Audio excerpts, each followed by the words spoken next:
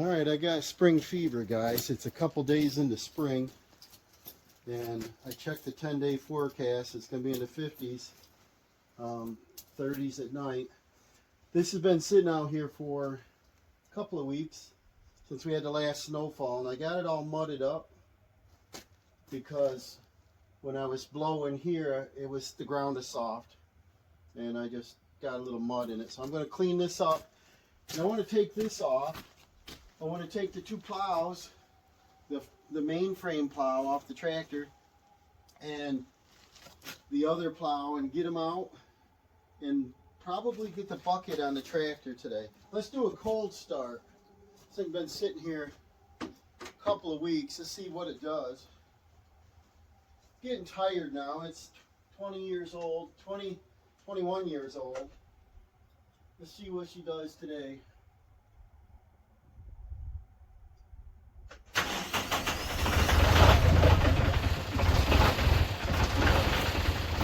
Sounds a little cold. I'm going to take the little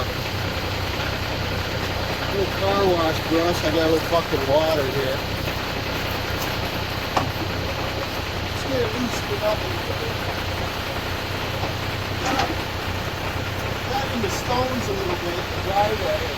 Chipped off some of my feet. I didn't touch that up the summer. Take the balance of the water and stir it out.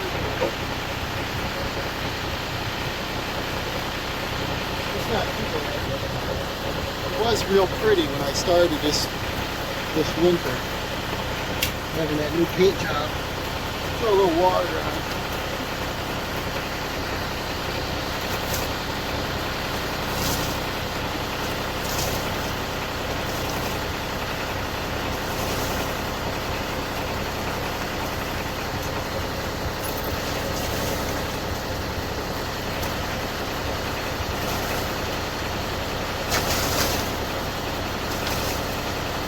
Get cleaned up a little bit. We're going to sit it outside for a couple months before I put it in storage. That's what I want to do, guys, is get this taken off, park that out there, probably take off the 3-point arms. No, I don't know yet. So I might get that snowplow out. But what we got back here is a swimming pool for the boys. Are going to set up here in another month and start filling, and maybe we can swim in May. And I got some implements right in the way, and maybe I'll get them moved out of here.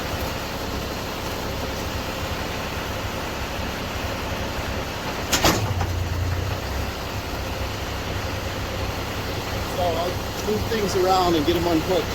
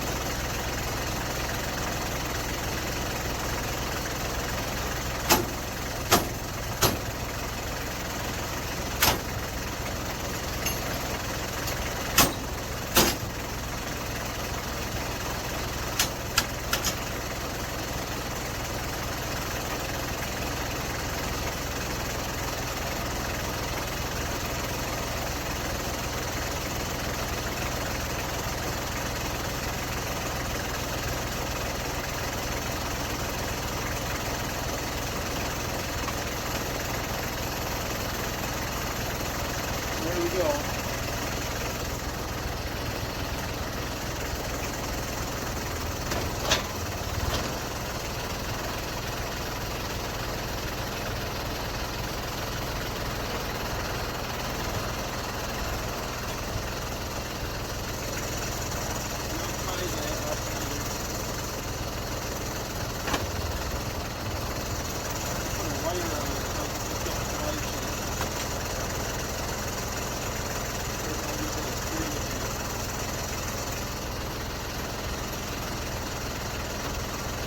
We're good to go on that. Now we're going to start on the snowplow. Okay, if you remember from the previous video there in the winter, we put this plow together and put it on.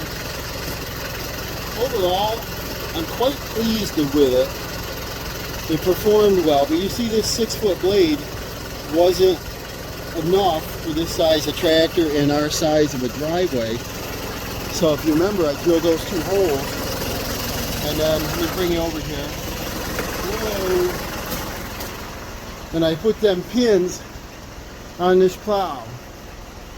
Welded those on there, and I'm able to drive up to it and just lift the ends and set that on, and it hooked over the top of the blade right here. And this performed really well. Nice heavy plow. But now it's time to take this assembly off because I need to put the bucket on.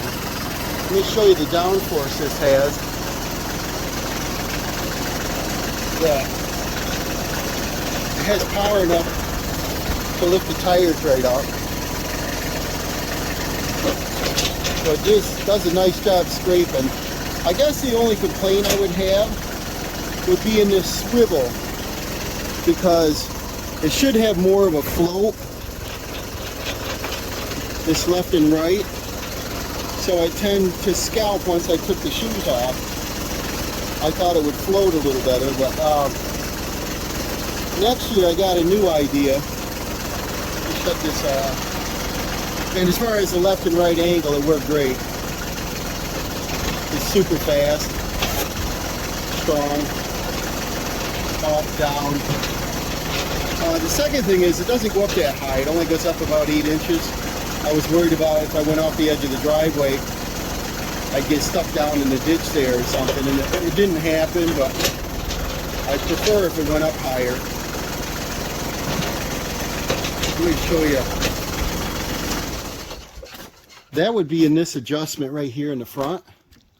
Let's see it right here. And I'm all the way up, so this should be extended up about 4 more inches. And I might do that.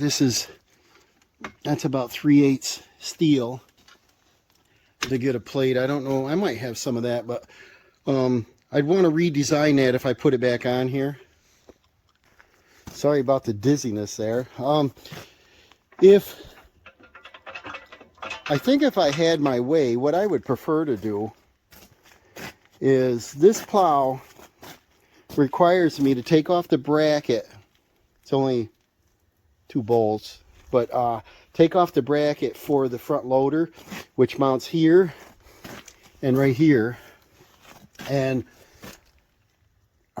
this plow mounts right there. I might be able to change the design a little bit. What I was hoping to do is keep the loader on the tractor because I really miss it.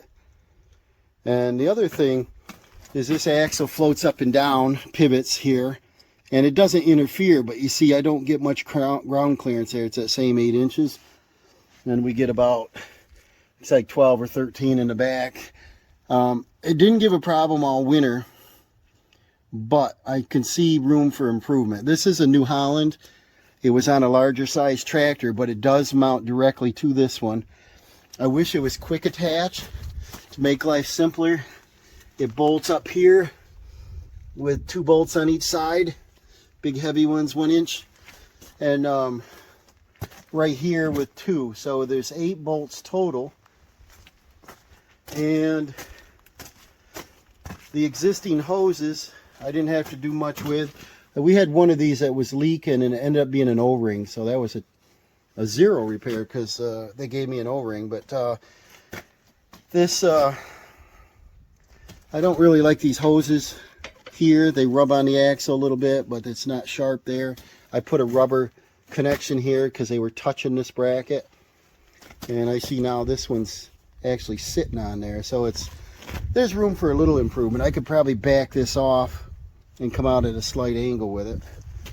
But my intentions are to take this off, put the bucket back on, the bucket loader, and then next year, and if I can think ahead enough, maybe I can reuse either all of this or just the front portion right here.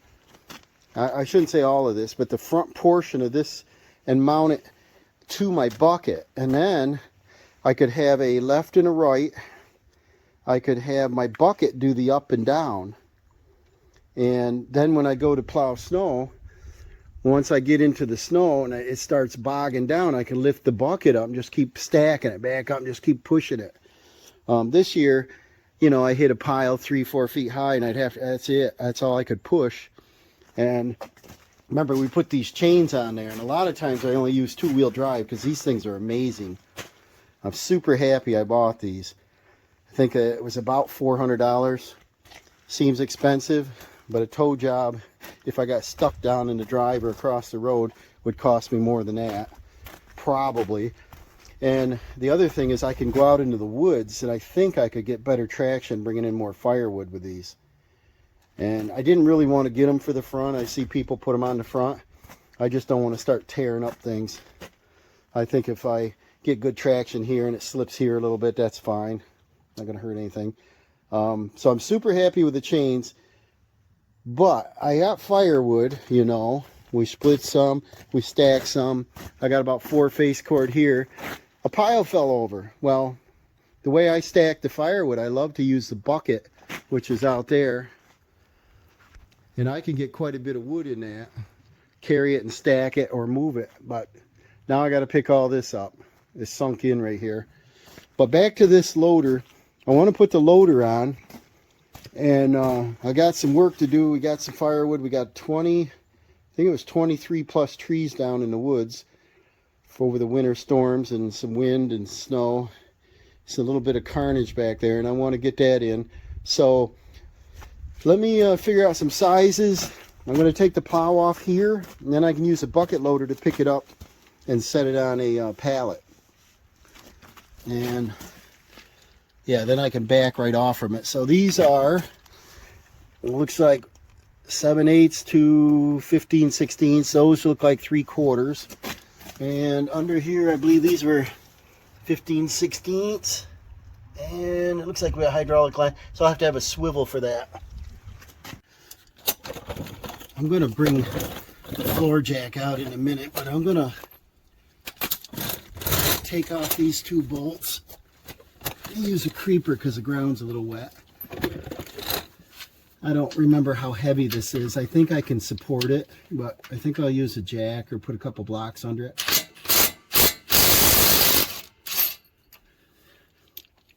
These are 7/8. They're little guys.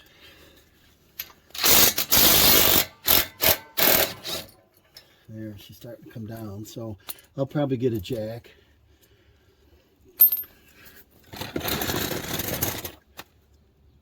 So I got a floor jack under it here. I didn't put any pressure on. I'm going to lower the blade down. Okay, and then this frame is about 6 feet long, and it pivots up there, so it's 6 feet long. Now I'll take this out, and I think the jack should support all that weight, so I don't have to monkey with it. Wouldn't hurt me to go under there and hold it, but put them in place. I don't know. We got some hydraulic lines here. Just gotta be careful with. I'm not using an impact socket. I probably should be. Pretty tight.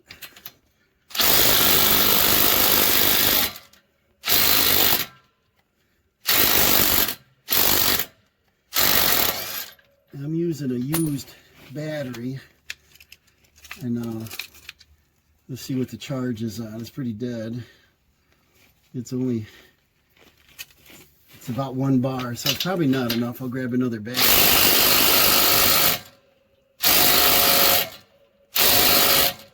Yeah, I have to get another battery.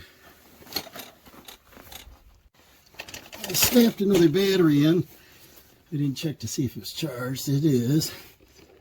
It's 4 bars. That's good. And I took the swivel off. I know you lose a lot of torque every piece you put on there, but I think this will fit by. Yeah, okay. With the extension. I guess it won't work with socket only. And the jack should support that. Yeah, so we're good. And let me show you what we got here that makes it possibly a little easier to install.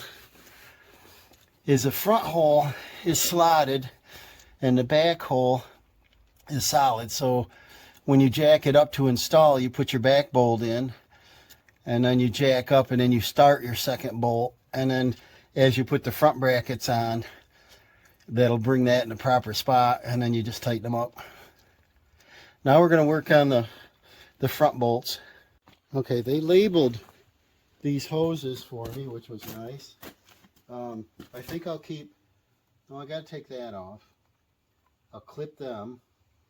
I got to get a wrench for that, but I think I'm going to unhook the hoses. They're color coded here: green, red, this is white, but it's probably yellow, but it's really close, and then blue. And so that's it. So to me, it's sort of a quick attach, but it does take a few minutes in the front because you got to take off that big bracket. And in the back, it goes up with those 2 bolts. Hoses plug in quick. I probably should put caps on this. I think I got some. But before I store it, I don't want them filthy. Otherwise, you can put a baggie around them and wrap them. I'm going to store this outside for a little bit too, because I got projects in the building that I want to move around, and I can't put this in the way right now. And I might use it here shortly to do a little grading. So the next step is to pull them 4 bolts off, and they're 3/4. Jumping ahead of myself a little bit. This bracket should come off too. I'm not sure if it's in the way, probably. But anyways, there's a bolt that goes from there to the inside, which looks like a large one, 15/16 or an inch, maybe it's 7/8. But the cylinder's in the way. So you take out this little cinch clip, and the plow is down, so a lot of weight, still no weight on it because of that, but we got to pop this pin out. I use another pin to drive it.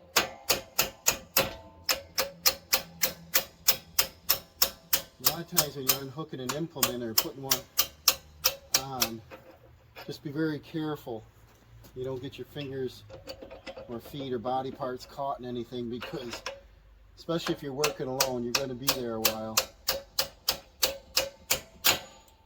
And then put this right together. See if I can get that back out. And then you just tilt this forward. And these bushings will want to come out, but I'm not going to put my pin in. I want to take this bracket off, then put the pin back in.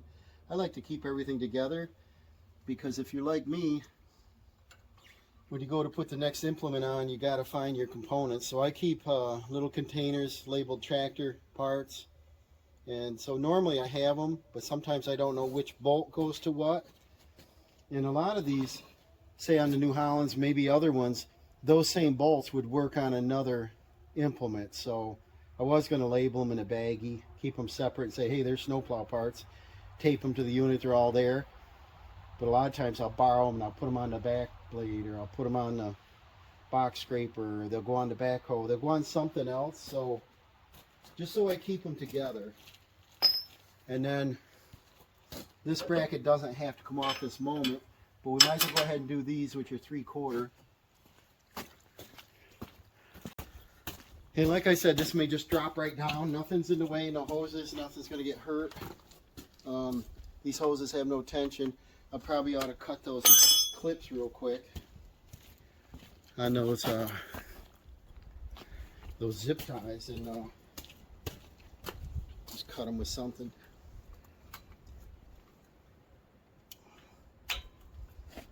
Get them out of the way. And then, like I said, this is not a real good design. Rubbing on that, I should adjust that for next time. And then that's it. I should be able to zip these out. Just keep your feet out of the way. I don't know if any of you out there have a New Holland. A lot of the cases, I believe, are the same thing.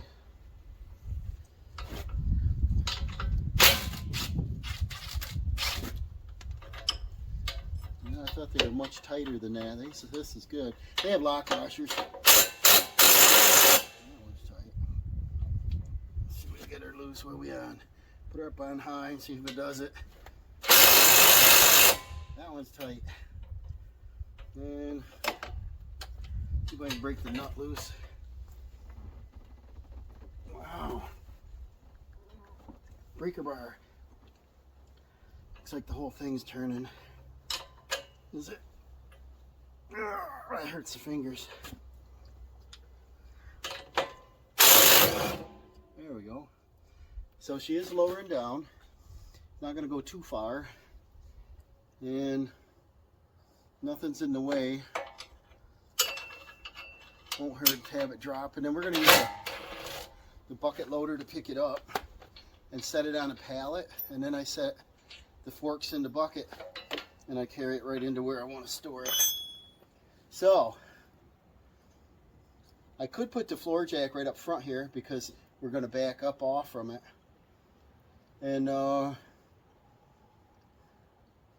otherwise it'll do a big drop. I could put a 4x4 under there, I guess it's better.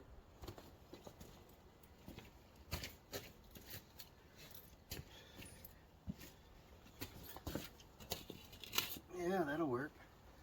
And it won't drop too far then. Knock my bolts out.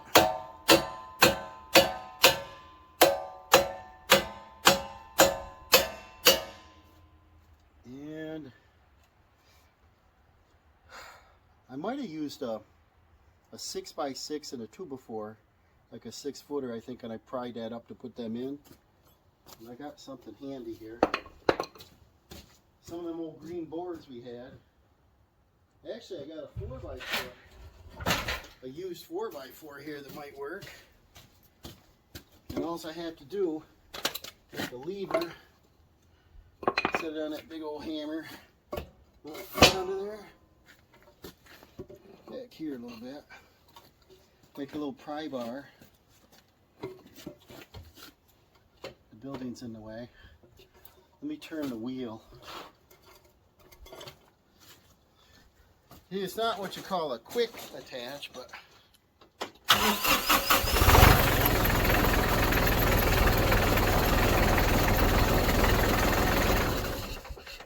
I don't think it takes terribly long time to do this. I got my firewood and buckets and everything else right here, so it's right in the way. I gotta move. But just make a little lever enough to get my bolts out. Here's one.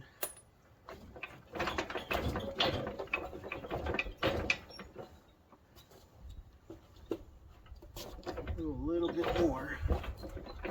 I think it's probably come down on a little angle here. Let me see.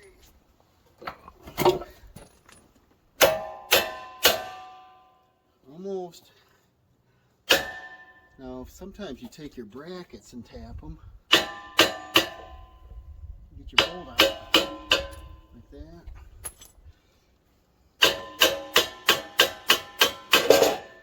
Like that. There we go. So now, should be able to pull this one out. Yep.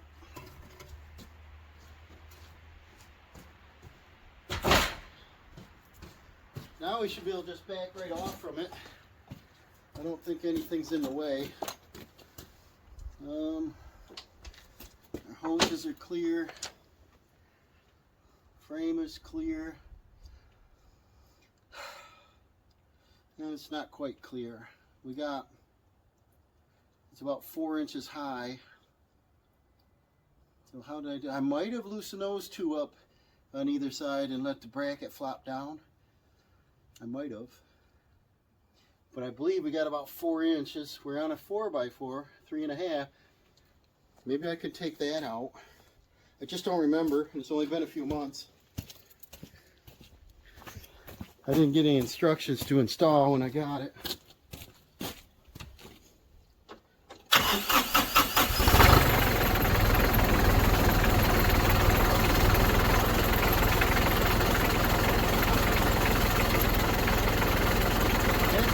It might work just removing that 4x4. Let me get a little pry bar. Should have let the camera roll and it as soon as I touch the 4x4 it dropped right down. So that's what I mean. I don't remember loosening those brackets out.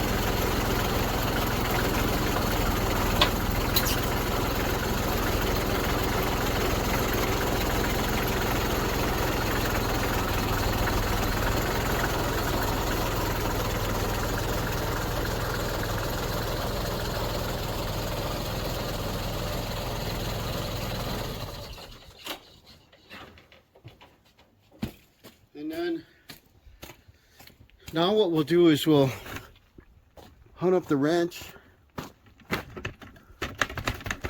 and